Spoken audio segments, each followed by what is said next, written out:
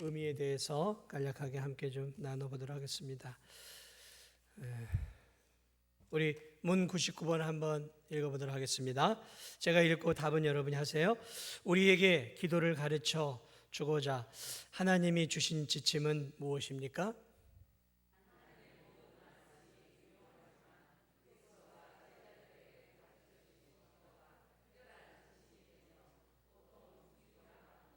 네, 주님이 우리에게 제자들에게 가르쳐준 기도가 주기도죠. 오늘 우리가 읽은 이 주기도문 누가복음 이제 11장 말씀이 있고요. 또 이제 마태복음 또 이제 주기도문이 산상수훈에서도 이렇게 나오죠. 자, 오늘 이 누가복음과 마태복음이 있는데 오늘 읽은 부분은 누가복음이죠. 1장과 4절에 주기도문이 나와 있습니다. 예수께서 이제 한 곳에서 기도를 열심히 하셨어요. 그러니까 이제 제자 중 하나가 예수님께 와서 예수님, 요한이 제자들에게 기도를 가르쳐 준 것처럼 우리에게도 좀 기도를 가르쳐 주옵소서. 이렇게 이제 기도에 대한 내용들에 대해서 요청을 하고 있습니다. 여러분, 예수님은 공생의 기간 동안에 늘 기도하셨던 분이죠.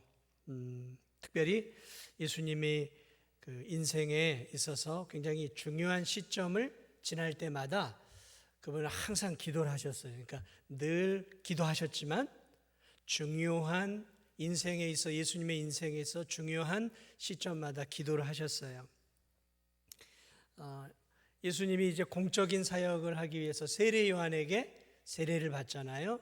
그 세례를 받으시고 그분이 하늘을 우러러 하나님께 기도해요. 이제는 공적인 사역의 시작을 하면서 하나님께 은혜를 달라고 이제 기도할 때 하늘에서 이는 내 사랑하는 아들이요 하면서 하나님이 예수 그리스도의 이 공적 사역을 위해 축복의 메시지를 주시잖아요. 또 예수 그리스도께서 12제자를 이제 제자로 삼잖아요. 그때 제자를 삼기 전에 그분이 이제 산에 올라가서서 이렇게 이제 기도하는 내용들이 이제 누가복음의 6장에 나옵니다. 이 누가복음에는 예수님에 대한 기도의 부분이 참 많이 나와 있어요. 그래서 12제자 얼마나 중요한 제자입니까? 제자들을 삼기 전에 함께 사역할 제자들이잖아요. 굉장히 중요하니까 예수님이 또 그 밤에 하늘의 하나님께 기도해요. 누가복음 9장을 보면 베드로의 신앙 고백 전에 예수 그리스도께서 이제 또 기도하는 내용들이 누가복음 9장에 나와 있고, 또 예수님이 저 변화산에 이렇게 올라가셔서 간절하게 이렇게 이제 기도하실 때 그분이 용모가 부활의 모습으로 이렇게 바뀌시잖아요. 부활의 모습으로 바뀌어서 제자들이 앞으로 이제 예수 그리스도께서 죽음을 이기고 부활하실 때 어떤 형체가 될지에 대해서 제자들에게 보여주신단 말이죠. 굉장히 중요한 사건 순간순간마다 그분은 뭘 하시냐면 기도를 하시죠. 그리고 마지막으로 십자가를 지시기 전에도 겟세마네 동산에 올라가셔서 땀방울이 핏방울이 되도록 그 십자가를 질 수 있도록 힘을 다해 기도하시죠. 여러분, 예수님도 기도로 사셨고 또 기도로 시작하셨고 기도로 인생을 마무리하셨다라는 거죠. 그래서 이 누가복음은 예수님의 이 기도의 발자취를 우리에게 잘 보여주고 있어요. 오늘 우리가 읽은 11장에도 이제 예수님이 또 기도하고 계시니까 제자들 가운데 하나가 이제 예수님에게 기도를 가르쳐 주십시오라고 요청을 하고 있어요. 그러니까 여기서 제 기도를 가르쳐 주십시오라고 하는 이유는 예수님에게 예수님, 이제 우리가 하나의 공동체가 되지 않았습니까? 예수님 중심의 공동체가 되지 않았습니까? 이젠 우리 공동체에 맞는 기도를 가르쳐 주십시오. 이런 의미예요. 유대인들은 기본적으로 하루에 3번 기도를 하죠.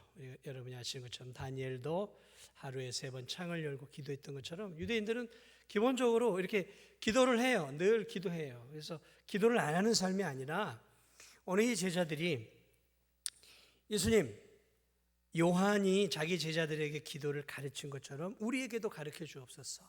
무슨 말이냐면 세례 요한이 등장하면서 많은 제자들이 따랐단 말이죠. 그때 이 세례 요한이 제자들에게 기도를 가르쳐 줘요. 성경에 나와 있지 않아요? 그러니까 이 당시에 유대인들의 공동체마다 공통의 그 공동체만의 기도문이 있었다라는 거예요. 기도문. 그 기도문 속에 뭐가 있었냐면 그 공동체의 정체성이 있는 거예요. 정체성. 그러니까 기도를 가르쳐 달라는 이 의미는 무슨 말이냐면 예수님이 이제 저 세례 요한은 세례 요한대로 자신의 제자들에게 세례 요한의 그 공동체만 기도를 가르쳐 주지 않습니까? 이제 우리가 예수님을 중심으로 움직이는 하나의 공동체가 되지 않았습니까? 그게 무슨 공동체예요? 예수의 공동체가 된 거잖아요. 그러니까 예수님, 이제 예수의 공동체니까 예수님도 우리 이 예수의 공동체가 사역의 방향, 사명의 방향을 어디로 정해야 할지 가르쳐 달라는 거예요. 기도를 통해서. 다시 말하면 그 기도문을 가르쳐 달라는 거예요. 알려 달라는 거예요. 그 기도문 속에 예수의 공동체가 어디를 향해 나아가야 되는지를 알려 달라는 거예요. 방향성을 잡아 달라는 거예요. 우리가 이게 마냥 주님만을 따라다닐 수 없지 않습니까? 방향을 잡아 주셔야죠. 그래서 이제 이 예수님을 중심으로 하는 우리의 공동체가 이제 무엇을 위해 이 땅에 존재해야 되는지 기도문을 가르쳐 달라는 거예요. 그래서 예수님이 이제 그 기도문을 가르쳐 주는 거예요. 그래, 알겠어. 이제 때가 무르익은 것을 알고 그러면 내가 이 앞으로 예수의 공동체, 나를 구주로 믿는 공동체는 이런 사명, 이런 기도를 하는 공동체가 되어야 된다. 그러면서 가르쳐 준 게 우리가 알고 있는 주기도문이 하늘에 계신 우리 아버지여 이름이 거룩히 여김을 받으시오며 뜻이 하늘에서 이룬 같이 땅에서도 이루어지며 하면서 쭉 가르쳐 주는 거예요.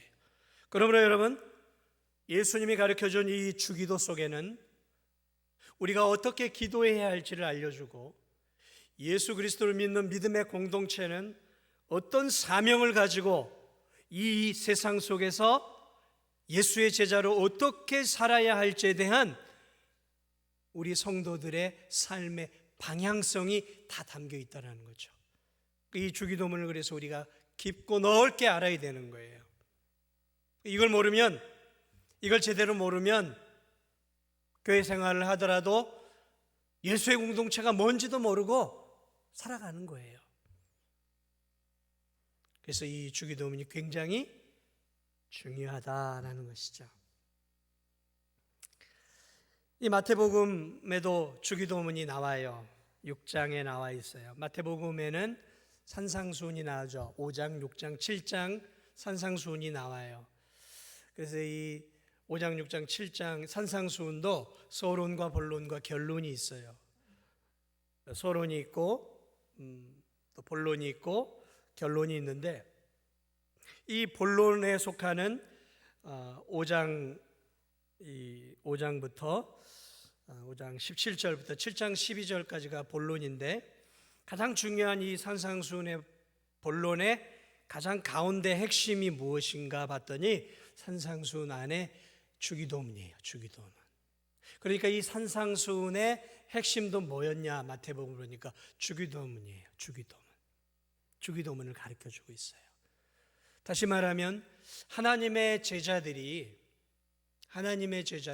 이 세상 속에서 어떤 방향성을 가지고 어떤 인생의 목적을 가지고 예수님의 공동체는 살아야 하는가를 집중적으로 보여주는 게 산상수훈인데 그 산상수훈의 핵심 중에 핵심이 뭐냐면 뭐라고요?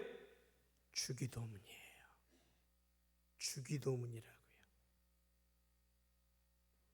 그러니까 예수의 공동체는 주기도문에 정통해야 되는 거예요. 안 보고 하늘에 계신 우리 할아버지 이름이 그렇게 따라해 마시고 이렇게 탁 누르면 쭉 나온 테이프처럼 하는 것도 우리가 필요하지만 이 주기도문 안에 담겨 있는 하나님의 자녀들이 어떻게 살아야 하는가가 다 고스란히 담겨 있다는 거예요.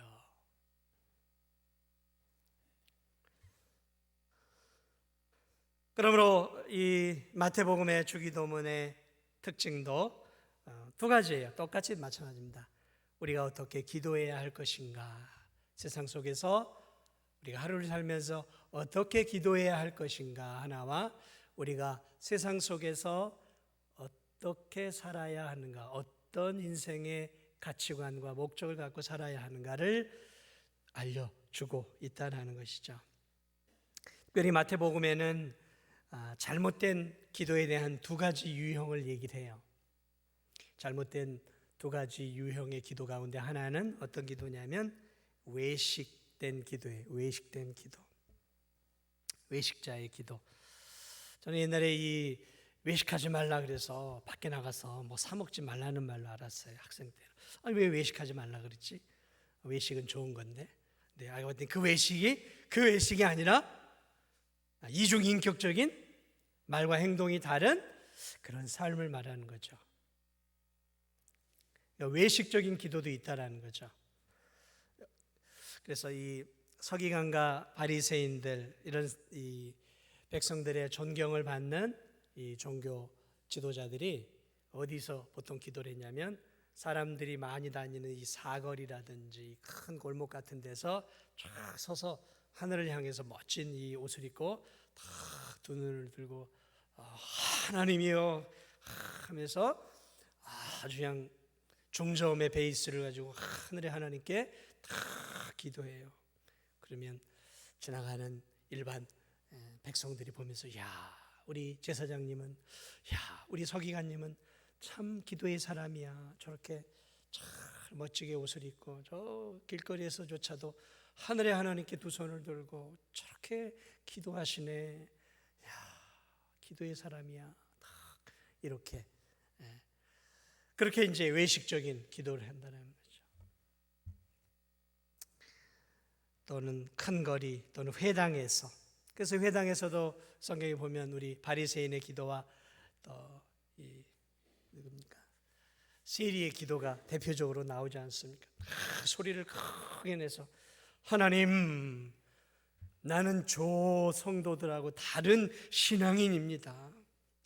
그러면서 큰 소리로 그 연약한 성도들 들으라고 다 기도하면서 내가 어떻게 살고 있는지를 외식적으로 드러내는 그 기도. 그런 기도 하지 말라라는 거죠. 그런 기도를 할 때 사람들이 칭찬할 수는 있다라는 거죠. 칭찬을 받기 위해서 기도한다는 거죠. 그러므로 이 외식자들의 기도는 하나님께 하는 기도가 아니라 사람에게 하는 거예요. 나에게 하는 거예요. 나에게. 그러니까 내가 듣고 내가 만족하는 기도. 내가 만족하는 기도. 내가 기도의 자리를 지킴으로 다른 성도들이 야 저분은 참 기도하는 사람이야. 그러면서 많은 사람들이 내 기도하는 그 생활을 바라보면서 이렇게 나를 높여주는 거죠. 기도하는 분이야. 다. 그러면 내 마음속에 뭐가 있겠어요? 보이지 않는 이제 으쓱하는 마음이 생기겠죠. 그래 내가 기도하는 사람이지.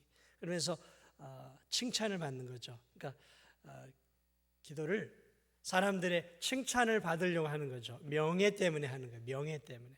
뭐 응답 뭐 이런 게 중요한 게 아니라 내 명예, 또 사람들의 칭찬 이것들을 위해서 예수님 당시에 사람들이 이런 종교적 지도자들이 이런 외식적인 기도를 했다라는 거죠. 그래서 그런 기도하지 말아라.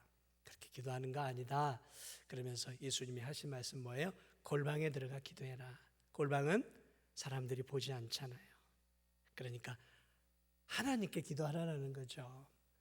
꼭 골방에서만 하라는 의미가 아니라 그렇게 자꾸 사람들에게 보여주려고 하지 말고 너와 하나님과 너 사이에 1대1의 그런 깊고 은밀한 만남과 교제를 가져라. 그래서 골방에서 기도해라. 기도는 하나님께 하는 것이지 사람에게 하는 것도 아니고 자기 자신을 드러내고 자랑하기 위한 것도 아니다. 그러면서 외식자의 기도를 하나님이 잘못된 기도로 예수님이 가르쳐줘요. 그래서 이런 바리새인의 기도를 우리는 다른 말로 말하면 우상숭배예요. 우상숭배. 자기를 높이는 기도. 결국 자기가 우상이 되어지는 거죠. 그래서 우리가 참 주의해야 할 부분이 있죠. 그런 부분들을. 자, 또 하나의 잘못된 기도는 무엇이었냐면 중언부언하는 기도예요. 중언부언하는 기도. 이 중언부언이라는 것은 유대인들만이 아니에요. 모든 이런 종교자들의 특징은 뭐냐면 말을 신에게 많이 해야 된다고 생각해요. 그리고 이 중언부언이라는 말은 또 뭘 의미하냐면 반복된 말을 하는 거예요. 반복된 말. 이것을 뭐라 그럴까요? 주문 같은 거예요. 주문 같은 거예요. 그러니까 뭐 불교 같은 데서는 나무아미타불관세음보살 나무아미타불관 이게 계속 반복하잖아요. 반복하는 거. 이 어떤 주문을 외우듯이 계속해서 어떤 한 문구를 계속해서 반복하면 결국 신이 감동을 해서 응답을 준다라는 거죠. 그러니까 지성이면 감천이다. 그런 것과 같은 거예요. 그래서 이 이방인의 기도처럼 중언부언해서 자꾸 뭔가 이렇게 오랫동안 반복하는 기도하지 말라라는 거예요. 반복하지 말라라는 거예요. 여러분, 세상의 모든 종교는 반복입니다. 이 반복은 뭘 의미하냐면 정성이에요. 정성. 정한수 하나 떠놓고 밤새도록 손이 발휘되도록 비는 거. 이 정성이잖아요. 정성.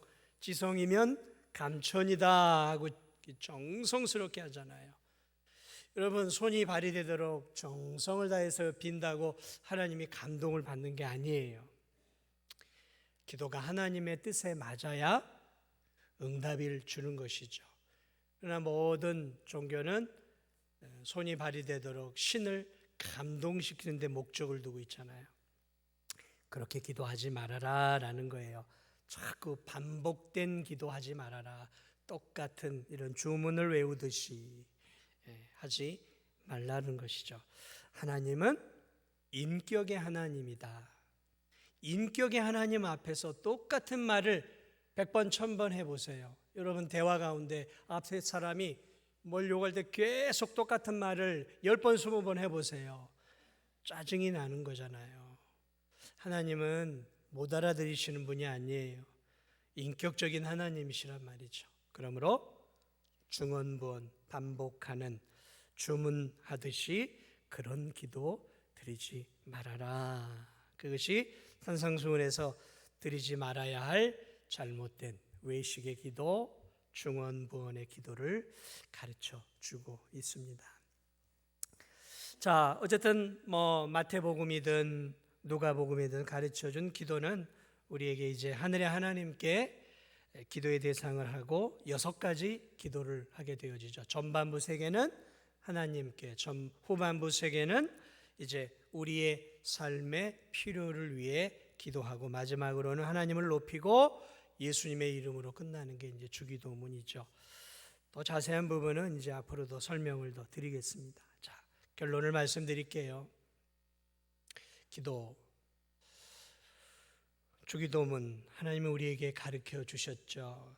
그러니까 이 주기도문은 우리가 이렇게 똑같이 하라고 주신 게 아니에요. 이 주기도문은 우리에게 너희가 이렇게 주문을 외우듯이 내가 가르쳐 준 대로 똑같이 하라고 주신 것이 아니라 이 기도문 속에 교회 공동체는 어떤 비전을 갖고 나가야 하는지를 가르쳐 주는 거예요. 다시 말하면 이 기도 속에 이 진도중앙교회는 어떤 교회가 되어야 하는가를 가르쳐 주고 있다는 거예요. 조금 더 좁히면 하나의 여러분이 개개의 교회란 말이에요. 예수 그리스도를 성령을 모신 하나님의 성전이란 말이죠. 그러면 하나의 교회인 내가 어떤 비전을 가지고 살아야 하는가? 어떤 구체적인 삶의 목표를 가지고 내가 살아야 하는가? 그게 기록이 되어 있다라는 거예요. 그래서 사실은 교회는 무슨 해마다 이제 실천 목표나 실천 표어는 있을 수 있지만 사실 교회는 그런 게 없어도 돼요. 왜냐하면 하나님이 가르쳐 주신 이 주기도문 안에 사실은 우리가, 교회가 어떻게 나아가야 할지가 다 기록이 되어 있기 때문에 그렇다라는 것이죠. 그러므로 여러분, 우리가 이런 주기도문을 통해서 어떻게 내 인생을 살까, 이걸 알아야 되는 거죠. 그러니까 이 표지판이죠. 우리가 운전을 하다 보면 저 앞에 표지판, 이정표라는 게 있잖아요. 일로 가면 부산, 일로 가면 이렇게 서해안, 이런 쪽으로 이렇게 두 가지 갈림길 같은 데 나눠 있을 때 그 이정표를 바라보고 우리가 바른 방향을 향해서 나아가듯이 우리가 가야 할 삶의 목표들을 하나하나 우리에게 보여주고 있다는 것이죠. 그래서 주기도문을 잘 우리가 배워야 교회가 교회다워질 수 있고 우리가 참 하나님의 자녀가 될 수 있는 거죠. 또 하나는 기도 생활을 할 때 나는 어떤 기도를 해야 하나님이 기뻐하는 기도를 할까? 기도 생활을 함에 있어서 기도 생활에 이것도 표지가 되는 거죠. 기도 생활을 할 때. 그래서 기도란 이런 순서를 따라서 이렇게 이런 의미를 담고 해야 되는구나. 기도 생활은 우리가 우리의 필요만을 위해서 구하는 것이 아니라 우리의 필요 이전에 하나님의 나라와 영광을 위해 먼저 기도하는 것이고, 기도는 그 전에 먼저 하나님 아버지의 이름으로 기도하고 예수 그리스도의 이름으로 마치는구나. 그러면서 이 주기도문의 구조를 통해서 우리가 기도를 이렇게 해야 하는구나 라는 개인 기도에 대한 그러한 분명한 표지를 하나하나 볼 수 있다는 것이죠. 그래서 주기도문을 통해서 우리로 하여금 하나님께 더 가깝게 나아가는 기도의 삶을 오늘 이 성경이 또 주기도문이 우리에게 가르쳐 주고 있습니다. 말씀을 마무리합니다. 우리의 기도는 늘 하나님이 원하는 방법으로 기도를 해야 하는 것이죠. 하나님 원하는 방법. 기도는 교제하는 것입니다. 대화하는 것이죠. 그래서 세상 종교의 기도는 대화나 인격의 만남이 아니에요. 세상은 신을 자극해서 우리의 필요를 끌어내는 데 목적이 있어요. 그러니까 어떻게 해서든지 신을 자극하고 또 신을 유혹하고 때로는 재물을 통해 신을 만족시켜 드려서 내가 필요한 것들을 끌어내는 것이죠. 그러니까 어떻게 보면 세상 종교는 신을 섬기는 게 아니라 신을 사용하고 이용해 먹는 거죠. 세상 종교는 그래요. 그러나 기독교는 그게 아니에요. 기독교는 신을 이용해 먹는 것도 신을 사용하는 것도 아니에요. 기독교는 기도라는 것들을 통해서 하나님과 나 사이에 교제를 나누는 것이죠.